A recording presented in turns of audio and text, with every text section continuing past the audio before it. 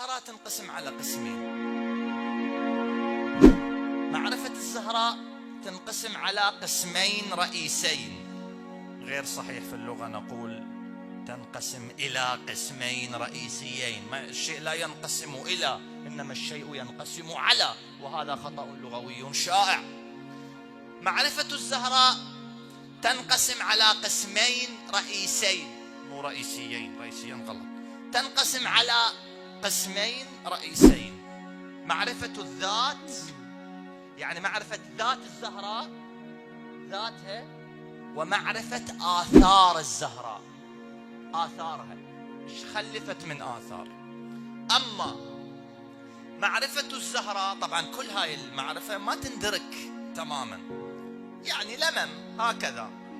احنا الشيعة سالفتنا ومعارف أهل البيت مثل الفراشة، ركزوا وياي، مثل الفراشة وشمعة نور.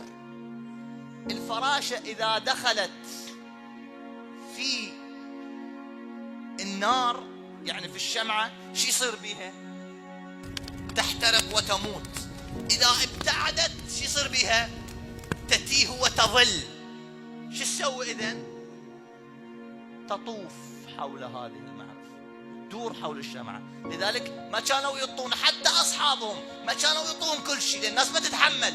ولذا قال الإمام السجاد عن معارفه وعن نفسه وعن آبائه وأبنائه وأجداده، قال: إني لأكتم من علمي جواهره كي لا يرى الحق ذو جهل فيفتتنا، وقد تقدمنا فيها أبو حسن إلى الحسين ووصى قبله الحسن، ورب جوهر علم لو أبوح به. سألفة لو أسولفها: لقيل لي أنت ممن يعبد الوثنا كفروني، ولا استحل رجال مسلمون دمي يرون أقبح ما يأتونه حسنا.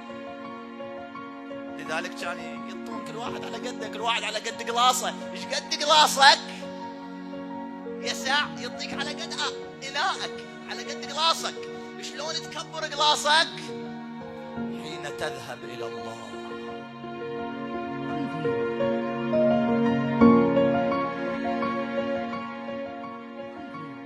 حين توسع هذا الإناء، إذا الإناء يعني قلاص القلب مملوء ذنوب ومعاصي وخطايا وغرور وعجب وشهوات، وشايف روحك شوفه وتعتقد انت احسن من غيرك، شلون يعطيك اذا قلاصك مملوء بذن السوالف؟